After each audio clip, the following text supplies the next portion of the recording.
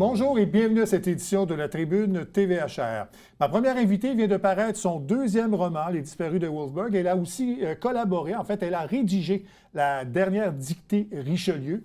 Mon invitée, donc, Mme Virginie Roy. Mme Roy, bonjour. Bonjour. Bienvenue. Merci.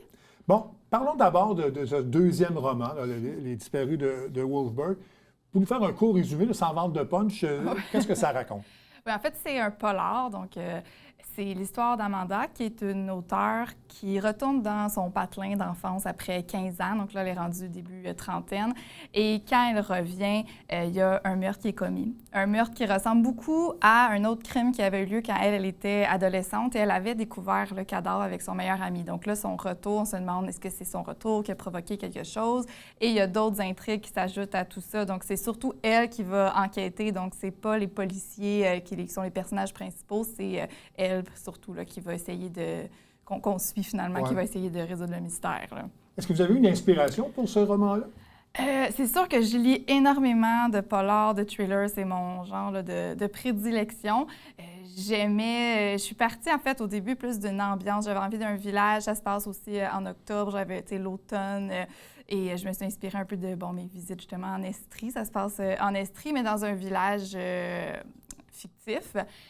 Sinon, bien, honnêtement, les idées viennent d'un peu partout. Là, quand je suis arrivée pour l'écrire, moi, souvent, je vais dans mes documents, qui a plein d'idées, puis je prends celles qui m'inspirent à ce moment-là, puis je les assemble, puis je crée une intrigue à partir de ça. Là. Bon, votre personnage principal, c'est Amanda Harvey. Oui. C'est un personnage complexe, on peut dire ça oui. comme ça. Ouais. Hanté par son passé.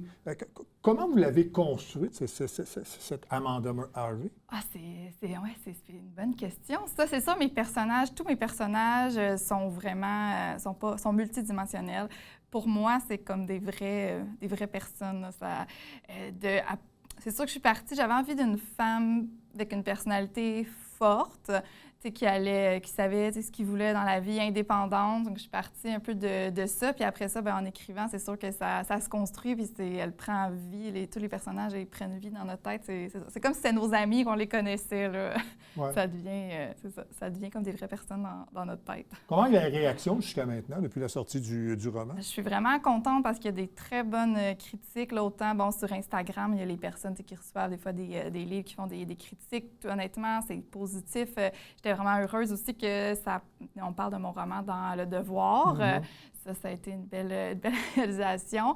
Sinon, c'est le fun dans ce château au Salon du Livre de Québec. Il y a des personnes aussi qui viennent me voir pour dire qu'ils l'ont lu et qu'ils l'ont vraiment aimé. Donc, j'ai un très bon retour positif là, pour mon roman. Bon, votre premier roman a été publié en 2022. Oui.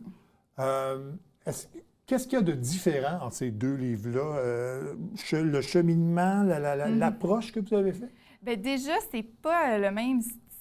J'ai des personnes qui, surtout dans mon entourage, il y en a beaucoup qui ont lu les deux. Puis, tu sais, c'est sûr, l'écriture, on voit, c'est la même plume, mais à part ça, ça pourrait être deux auteurs, c'est deux styles différents. Donc, le premier, il y avait aussi quand même une enquête. Là, c'était une libraire, journaliste / libraire qui menait l'enquête sur la disparition d'un auteur. Donc, il y a toujours l'idée d'enquête, mais c'était plus littéraire, donc il n'était pas classé dans les polars. T'sais, moi, quand je l'écris, j'ai pas en tête ça va être quel genre. Je pars de mes idées, de l'intrigue, mais ça a donné que c'est ça, le premier, un peu plus, ça se passe en librairie. On suit aussi dans le passé l'histoire de l'auteur qui a disparu, donc un petit peu de romance, puis c'est ça, plus littéraire que polar à proprement parler. Mais sinon, il y a autant une intrigue avec un punch à la fin, puis des retournements de situations qui surprennent, tout ça, là. Mais c'est ça. Donc, juste partie de mes idées, puis ça a donné deux genres un peu différents. donc, je comprends que ce que vous aimez, c'est le polar, le suspense, le thriller. C'est vraiment ça qui vous attire, même comme lectrice? Ah oui, c'est vraiment ça. Je lis une centaine de livres par année et c'est principalement ce genre-là. Je trouve que... des fois, je vais aller lire une petite romance, un petit historique. Des fois, je me promène un peu, mais je reviens toujours à ça depuis longtemps. Là. Est-ce qu'il y a des auteurs en particulier que vous appréciez? Oui, bien sûr. C'est sûr que au Québec, il y a Michael Archambault, qui lui, c'est le fun parce qu'il y a un peu d'humour aussi dans ses romans. Après ça, mettons en français, il y a Jérôme Loubry que j'aime beaucoup. Après ça, Lisa Joel, qui est là, c'est anglais d'Angleterre. Donc, de traduction, il y en a beaucoup. C'est tout, ça se rejoint tout un peu dans le même style. D'où est venue cette envie d'écrire? Ça, c'est quand j'étais au primaire, il y a un auteur, Daniel Simard, un auteur jeunesse, qui était venu faire une présentation sur son métier. Je lisais déjà beaucoup à cet âge-là, mais cette présentation-là a déclenché quelque chose.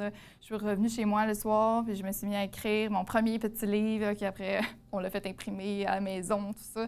Et depuis que j'ai 7 ans, là, c'est mon rêve et j'avais au fond de moi, je me disais, non seulement c'était mon rêve, mais je me disais, c'est impossible, il faut que je le fasse. T'sais. Mais après ça, bon, il y a l'écrire, il y a le publier. Après ça, c'est pas entre nos mains, le publier. Donc, je me considère vraiment chanceuse que tout ça soit aligné, finalement, là, pour que ça fonctionne. Vous l'avez dit, donc, Les Disparus de Wolfsburg, ça fonctionne bien. Mais pour les gens qui s'attendent à une suite, il n'y aura pas de suite à ce roman-là. Hein? C'est pas prévu, c'est vraiment un roman indépendant, mais tranquillement, les gens m'en parlent. Le premier, je savais que c'était fini. Les gens m'en ont parlé, puis ça n'a pas éveillé quelque chose en moi. Mais là, à force de m'en faire parler, celle-là, puis de me dire, tu sais, ton personnage est tellement intéressant, pourrait facilement... Bien, c'est ce que c'est au personnage que je pensais. Oui, c'est ça. Puis là, ça sera pas le prochain parce que j'ai d'autres projets en cours, mais honnêtement, ça pourrait me tenter de retourner. C'est pas prévu, là. Il n'y a pas de plan de fait, mais ce ne serait pas impossible. Par contre, pour exemple, les personnes qui veulent pas, des fois, ils veulent pas commencer une série tant que c'est pas fini, ils peuvent le lire parce qu'il n'y en aura peut-être pas, puis c'est vraiment indépendant. En fait, les histoires ne seront pas reliées, mais le personnage pourrait être ça pourrait bien... On peut voir les James Bond séparément. Oui, c'est ça. Exactement. Donc, vous dites que vous avez d'autres projets. Est-ce que c'est des projets d'écriture? Oui, j'ai d'autres projets en cours d'écriture. Donc, qui devrait sortir l'an prochain. Si j'ai réussi, tout le temps une question de je ne fais pas ça à temps plein, mais je devrais en avoir un l'an prochain. Puis j'ai déjà mon synopsis pour le suivant. Ça ne chôme pas. J'ai tellement d'idées. Donc, il y en a plein d'autres à venir. Parce que vous l'avez dit, vous ne faites pas ça à temps plein. Vous êtes enseignante dans la vie. Exactement. Comment on réussit à concilier le travail, l'écriture, et vous êtes, je pense, une jeune maman aussi. Oui. Bon, comment on réussit à concilier tout ça? Bon, c'est sûr qu'avant d'avoir un enfant, là, je travaillais à temps plein en enseignement. Je faisais ça soir, fin de semaine. Là, quand j'ai eu un enfant, ma fille, elle vient d'avoir 3 ans. Je savais que si je voulais continuer à écrire, je devais couper quelque part. Donc, j'ai coupé un petit peu l'enseignement. Je ne suis pas à temps plein. J'ai quand même ma classe, tout ça. Mais j'ai ma journée d'écriture, finalement, pour que la fin de semaine, j'ai être plus en famille, veux pas. Donc ça m'a vraiment aidée. Évidemment, l'été, là, je m'organise. Des fois, j'ai ma fille avec moi, puis les journées que je l'ai pas, là, j'écris un petit peu plus l'été, évidemment. C'est comme mon moment plus important d'écriture, c'est l'été, mais j'en fais quand même à l'année longue. Ouais. Là, Il y en a qui disent quand même que même s'ils publient beaucoup, c'est une difficulté d'écrire parce que c'est un autre style. Surtout quand on est enseignant, on utilise beaucoup la parole, moins l'écriture. Est-ce que c'est difficile pour vous d'écrire? Est-ce que ça vient rapidement? Les idées viennent vraiment facilement. Après ça, écrire, c'est sûr qu'on dit souvent qu'on est notre juge le plus difficile. Ouais. C'est sûr que il y a la partie d'écrire. Il faut essayer de ne pas trop se questionner sur la forme. Après ça, on révise. Honnêtement, moi, j'aime toutes les étapes de l'écriture. Mais j'aime beaucoup construire mon plan au début, fait que c'est pas encore comme l'écriture. C'est quand même, il y a des phases que c'est difficile, là, d'écrire le roman de comme 80 000 mots. Là. Il y a des moments qu'on est un peu plus bloqué, mais moi, j'ai vraiment un plan. Fait que je sais toujours par chapitre qu'est-ce qui va se passer dans chaque chapitre. Donc ça aide. On suit le plan. Puis des fois, il y a des journées qu'on trouve qu'on écrit moins bien. Puis là, après ça, on le relit le lendemain. On est comme « Ouh! » Puis là, on va le retravailler. Là. Donc c'est pas nécessairement difficile, mais c'est plus que des fois, on n'est jamais satisfait de ce qu'on a écrit finalement. Là. Mais déjà, vous avez pris un rythme parce que votre premier roman est en 2022, celui-là 2026, et là, vous êtes déjà en préparation pour quelque chose d'autre. Oui. Donc le travail se fait plus rapidement. Oui, le premier, évidemment, c'était le premier. Ça a été quand même plus long. Je l'ai commencé, après j'ai complètement arrêté, j'ai continué plus tard. Et là, quand il est paru, moi, j'étais enceinte à ce moment-là. Donc après, c'est sûr qu'en plus, j'avais, un bébé naissant avec moi, mais j'ai quand même écrit malgré ça. En fait, pendant les siestes. Donc oui, le rythme s'accélère. Maintenant que, de savoir qu'on écrit, puis que ça va être publié à la fin? Je pense que c'est le petit moteur de plus. Ouais. Le premier, je me disais, j'écris, mais est-ce que ça va aboutir à quelque chose? Là, on s'entend, j'ai quand même coupé une partie de mon travail à temps plein pour écrire, donc c'est sûr que là, c'est ça, il y a un but que je sais qui va être publié, donc oui, ça accélère le tout. J'ai aussi, bien là, il a été publié avec une autre maison d'édition et qu'il y a eu un processus qui a même ralenti un petit peu, là, pour ça qu'il y avait plus de temps entre les deux. Là, je continue chez Saint-Jean éditeur pour le prochain, donc ça va aussi plus rapidement dans ce temps-là. Bon. Donc, vous êtes enseignante, donc vous travaillez avec des jeunes. Est-ce que les romans jeunesse, ça peut être quelque chose d'envisageable?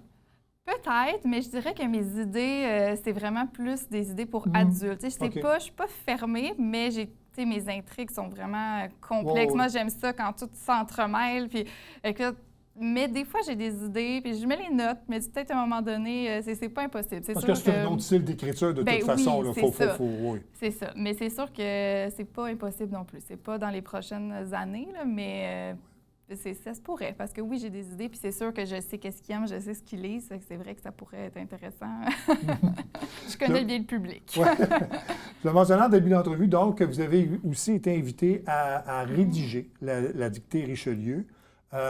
Premièrement, c'est une belle marque de confiance. Et comment vous avez trouvé le processus? Premièrement, j'ai été surprise de la demande, agréablement surprise de la demande quand on m'a invitée. C'est André Bouchard qui m'a approchée. J'avais déjà participé, moi, quand j'étais au secondaire, donc j'ai trouvé ça vraiment intéressant. Après ça, c'est sûr que là, je me disais, mon Dieu, écrire une dictée avec des difficultés dans comment on peut faire ça. Puis en plus, moi, j'écris des romans très longs. Là, c'est comme... Il a fallu que je coupe, parce qu'au début, j'ai un peu parlé des attentes et quel genre de dictée, quel genre de sujet. C'était très libre, ça m'a rassurée parce que vous n'aviez pas de thème, là. On vous a laissé libre cours. C'est ça. On dit, c'est pour les jeunes. J'ai essayé de faire quelque chose qui pouvait les rejoindre finalement. Puis après ça, c'est sûr, là, j'ai comme fait un premier jet avec plein d'idées. Je m'étais noté des difficultés de la langue française que je pouvais intégrer. Puis après ça, j'ai coupé parce que c'était trop long, mon texte, au début. Mais c'est plus facile de couper que rajouter, c'est ça qu'on dit. Donc, c'était vraiment intéressant à composer, là. Bon. Vous étiez dans la salle au moment Non? Même pas, non, malheureusement, parce que j'étais, pour des raisons de santé. Je n'étais pas là, donc c'est pas moi qui l'ai lu et je n'ai pas pu avoir prendre le pouls de comment ça a été reçu. mais vous ne savez pas comment on a reçu la dictée? On ne vous a pas donné d'écho après?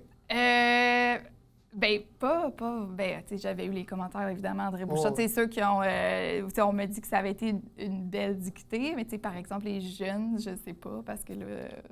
Ouais. Ça s'est pas rendu à mes oreilles. Mais est-ce que vous aimeriez... est-ce que vous avez trouvé ça difficile, l'expérience? Est-ce que vous aimeriez refaire cette expérience-là et là, être présente vraiment pour... Parce qu'il y a peut-être un petit quelque chose qui vous manque, là. C'est sûr que ça aurait été le fun d'être là. Évidemment, je pense pas que dans les prochains temps, ça va être moi une nouvelle fois, puisqu'ils vont aller chercher d'autres personnes, mais c'est sûr que ce serait le fun d'assister. Mais j'ai regardé sur la vidéo en direct sur Facebook, mais c'est sûr que si ça arrivait encore, c'est quelque chose que j'ai aimé faire, là. Ouais. Mais c'est quoi quand on vous demande ça, puis il faut trouver des pièges, c'est quoi les pièges de la langue française qu'on peut... Des fois, on pas juste des anglicismes, mais des règles de français qu'on pense que ça existe, mais finalement, c'est du mauvais français. C'est un peu avec ça qu'on joue quand on rédige une dictée. Il y a beaucoup de choses. En fait, il y a des difficultés orthographiques. Donc là, il y a des mots, par exemple, j'ai mis le mot sarreau, que des fois, il a l'air facile, mais là, on commence à se demander, y a-t-il une lettre muette à la fin, un R, deux R, c'est quel O, c'est-tu A-A-U, des mots comme ça, puis même des fois un peu plus complexes. Après ça, il y a des accords, évidemment, de verbes, des verbes pronominaux. Ensuite, il y a des règles d'accords aussi. Par exemple, plus d'un. J'ai plus d'un problème.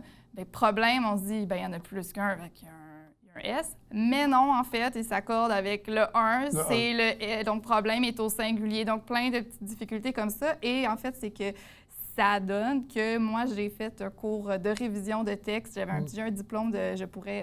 là, il faudrait que je le mette à jour.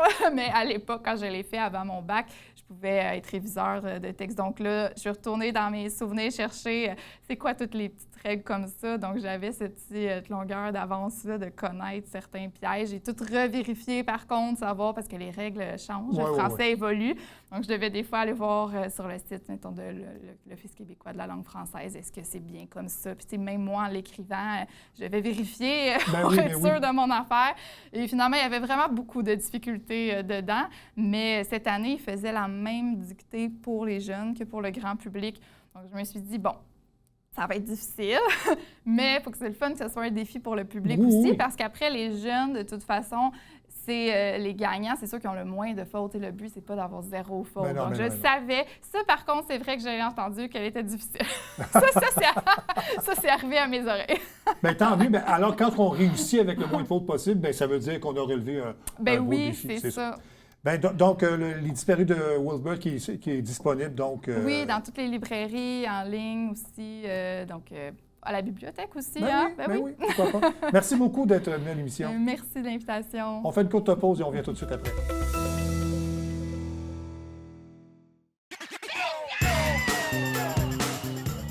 Le temps adepte du bingo, Télébingo vous permet de jouer dans le confort de votre foyer. 4 500 $ en prix à gagner. Et pour ce faire, vous devez vous procurer un livret comme celui-ci au coût de 9,50 $ chez l'un de nos détaillants, dont la liste apparaît sur notre site internet tvhr9.com. Donc, c'est un rendez-vous dimanche matin 9h30. Télébingo.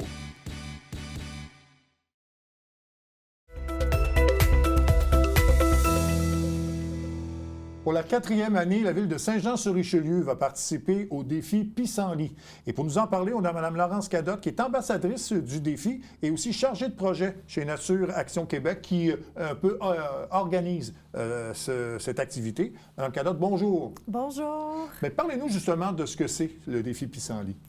C'est le défi le plus simple qui existe au monde. Je pense que c'est le seul défi dans lequel on vous demande de rien faire. Bon, ben, c'est parfaitement mon genre de défi, ça. Alors, expliquez-moi ça. Donc, en fait, le défi Pissenlit, ça consiste à retarder la tonte de son terrain au printemps jusqu'à ce que la première floraison des pissenlits soit terminée. Bon. Et pourquoi faire ça? En fait, c'est pour venir en aide aux pollinisateurs qui ont grandement besoin d'aide. Donc, je vous explique, à la sortie de l'hibernation, les pollinisateurs comme les abeilles, par exemple, ont rapidement besoin d'une source d'alimentation qui va apporter de l'énergie pour refaire leur réserve énergétique pour qu'elles puissent faire leurs activités durant la saison estivale. Si les pollinisateurs ne trouvent pas cette ressource énergétique-là, il y a des grandes chances de mortalité. OK. Donc, on demande aux gens, en fait, de retarder. Là. Ça va se faire au mois de mai, cette campagne-là, je pense, oui, parce que c'est à peu près à cette période-là qu'on commence à tondre notre gazon. Oui. Donc, ce qu'on demande, dans le fond, c'est, lorsque vous voyez pousser les pissenlits, touchez-y pas tout de suite. Laissons faire la nature pour ensuite faire nos travaux estivaux, dans le fond. Oui, c'est ça, exactement. Donc, une fois que les pissenlits ont terminé leur floraison, donc quand on aperçoit sur notre terrain les fameux pompons blancs, à ce moment-là, on peut faire la tonte du terrain. Puis, c'est pas juste pour les pissenlits, c'est aussi pour favoriser les autres plantes printanières comme les violettes, les cygnes, le trèfle aussi. Donc, ça s'appelle le défi pissenlit, mais ça pourrait tout aussi bien s'appeler le défi biodiversité. Oui, OK. Donc, c'est une activité, dans le fond, qui aide à améliorer l'environnement. Qu'est-ce que vous avez constaté des défis précédents? Est-ce que la population embarque dans ce genre d'activité-là? Oui, à chaque année, le nombre de participants va augmenter. Nous, c'est seulement la 2e année qu'on gère le défi Pissenlit. Avant ça, c'était Miel Éco qui le portait, qui nous a transféré le flambeau l'année dernière. Puis c'est ça, à chaque année, on a des nombres de plus en plus croissants de participants. Cette année, notre objectif, c'est 200 participants. Bon. Comme je le mentionnais, la Ville de Saint-Jean participe donc pour une 4e année. Il y a plusieurs municipalités au Québec qui y participent. Mais outre le fait là, que les pissenlits ont un bienfait pour justement là, une certaine partie des insectes, généralisons un peu et qu'est-ce que ça peut amener à la population en général, ce défi-là, et de ne pas tomber, de nous dire de rien faire finalement durant le mois de mai? Si on y va à grande échelle, les pollinisateurs sont responsables d'à peu près 35 de ce qui se trouve dans notre assiette. Donc, c'est extrêmement important qu'ils puissent réaliser leur travail. Pour qu'ils puissent réaliser leur travail, ils ont besoin d'habitat, puis ils ont besoin de sources alimentaires, ils ont besoin de nourriture. Ce qui arrive, c'est que sur les parterres de pelouse typiques, comme on voit souvent avec des brins d'herbe qui sont coupés à peu près 8 à 10 cm, il n'y a pas d'habitat, il n'y a pas de source d'alimentation, il n'y a pas de cachette non plus. Donc, ça représente une perte d'habitat pour les pollinisateurs. Une pelouse ordinaire, c'est un peu l'équivalent d'une coupe à blanc. L'image est forte, mais c'est quand même ça. Donc, si on veut continuer d'avoir ce fameux 35 %-là d'aliments dans notre assiette, on a besoin du travail des pollinisateurs, on a besoin qu'ils soient protégés. Bon. Il y en a qui vont dire cependant que les pissenlits peuvent amener des allergies. Je pense qu'il y a un bémol à apporter là-dessus. Hein? Oui, c'est ça. En fait, le pollen des pissenlits ne va pas voyager par le vent comme des pollens qui sont allergènes, comme les peupliers, par exemple. Ce qui voyage par le vent, c'est chez les pissenlits, c'est la graine. Donc, le pompon blanc va être composé de différents... c'est comme des petits parapluies qui vont voler au vent. Mais ça, c'est la graine, c'est pas le pollen. Donc, c'est un peu une fausse idée qu'on se fait. Est-ce que les changements climatiques changent la donne? Ou ça n'a pas d'effet sur le pissenlit ou sur le défi du mois de mai? Les changements climatiques vont favoriser les pissenlits. En fait, le pissenlit, c'est une espèce qui n'est pas indigène à la base, donc qui ne provient pas du Québec, mais c'est une espèce qui s'est implantée là, de nombreuses années et qui va vraiment profiter des conditions inadéquates pour d'autres plantes. Donc, plus il fait chaud, plus on a des précipitations qui sont importantes, donc des conditions qui peuvent être défavorables pour d'autres espèces, mieux ça va favoriser la survie du pissenlit. En fait, ce qu'il faut expliquer aux gens, c'est de les faire comprendre, parce que évidemment, c'est pas très beau hein, au début d'avoir plein de pissenlits. Les gens disent on entretient notre terrain, puis il faut s'en débarrasser rapidement. Je pense que c'est de faire prendre conscience aux gens de l'importance, justement, de laisser ça, même si c'est 2-3 semaines dans l'année, de laisser faire le travail des pissenlits, justement, pour un bien-être environnemental meilleur pour la population. Oui, bien, c'est pas très beau. Ça dépend des goûts. Moi, je trouve ça très beau, un parterre tout jaune. Je peux vous dire que je connais des gens qui... Vous avez tout à fait raison. Ils veulent rapidement s'en débarrasser, oui, c'est ça. Vous avez tout à fait raison. Il y a plein de solutions à ce niveau-là. Il y a plein d'alternatives. Si on n'aime pas le pissenlit, comme je vous disais tantôt, c'est le défi biodiversité, même si ça s'appelle le défi pissenlit. On peut favoriser d'autres espèces de plantes à fleurs qui vont avoir le même impact positif sur les pollinisateurs si ces fleurs-là vont s'ouvrir au printemps aussi. Donc, on peut décider de semer un mélange de plantes à fleurs printanières si on n'aime pas le pissenlit puis on veut avoir autre chose. Bon, ce défi-là va se dérouler tout le mois de mai? C'est du mois de mai jusqu'à la fin juin à peu près. Ça dépend de la région dans laquelle vous êtes. Oui, parce que selon certains secteurs, les pissenlits poussent un peu plus tard, c'est ça? Exact. Okay. On va profiter de votre présence pour parler un peu de l'organisme Nature Action Québec. Oui. C'est quoi votre rôle et les fonctions que vous faites? Donc, moi, je suis biologiste de formation et je suis chargée de projet chez Nature Action. Mon rôle est très, très varié. C'est ce que j'aime beaucoup. Donc, en tant que chargée de projet, on va être amené à gérer différents projets en environnement. Ça peut être en aménagement écologique, ça peut être de la restauration, de l'acquisition, de la gestion de milieux naturels. On va gérer les équipes avec lesquelles on travaille. On s'assure que les échéanciers sont respectés. On va monter les projets aussi avec le client, puis avec les équipes. S'il y a des travaux terrain, on va s'assurer que c'est réalisé comme il faut. On va superviser aussi la réalisation des livrables qu'on va coproduire avec le reste des membres membres de notre équipe. Est-ce que vous sentez que la population est de plus en plus conscientisée à l'environnement? Oui, la population est de plus en plus conscientisée, même si on sent que l'environnement est moins à la mode dans les dernières années pour différentes raisons. Mais oui, les gens sont de plus en plus ouverts. Par contre, il y a énormément de travail à faire encore, ça, je le constate, puis surtout au niveau de nos dirigeants. Oui, ça m'amène à cette question-là parce qu'on dirait que c'est pas sexy de parler d'environnement. On parle de beaucoup de choses en campagne électorale. Il y en a une qui s'en vient au Québec à l'automne. Je me demande la proportion, là, quelle proportion de l'environnement va prendre dans le discours des candidats. Mais on dirait que on n'ose pas prendre d'engagement à long terme ou on semble gérer ça à la pièce. Est-ce que c'est une fausse impression? J'ai la même impression que vous. J'ai l'impression, en fait, que là où il y a des craintes, c'est quand il y a une espèce de dualité entre économie et environnement, parce qu'on a la fausse impression que ça ne peut pas coexister, alors que c'est une fausse idée. Mais nous, avec des défis comme le défi Pissenlit, on essaye de garder ça sexy, en vogue. D'ailleurs, ça, je trouve ça très sexy. Oui, allez-y, oui. Donc, justement, si les gens veulent poser un geste concret pour l'environnement qui est à la hauteur de ce qu'ils sont capables de faire, ils peuvent participer au défi, montrer l'exemple aux autres, comme on dit souvent l'expression anglophone, « monkey see, monkey do ». Donc, si vous participez au défi, ça montre à vos dirigeants, ça montre à vos voisins, à votre famille, vos amis que vous avez la biodiversité à cœur. Pour montrer que vous y participez, il y a des affichettes que vous pouvez vous procurer, que vous pouvez mettre sur votre terrain, qui peuvent être distribuées gratuitement par votre ville aussi s'ils s'en sont procurés. Bon, parfait.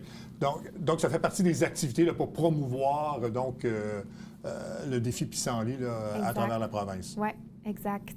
Bien, Mme Canotte, merci beaucoup d'être venue nous en parler. Et puis, on va souhaiter donc aux gens là, de serrer les tondeuses, au moins pour une bonne partie du début du mois de mai et peut-être jusqu'au mois de juin, selon le nombre de pissenlits que vous avez sur votre terrain. Et puis, de surtout poser un geste pour l'environnement et c'est pour le bien-être de tous, de toute façon. Oui, je vous remercie. Bien, merci à vous. Voilà. Ça complète cette édition de la Tribune TVHR. J'espère que ça vous a plu, mesdames, messieurs. À la prochaine. Au revoir.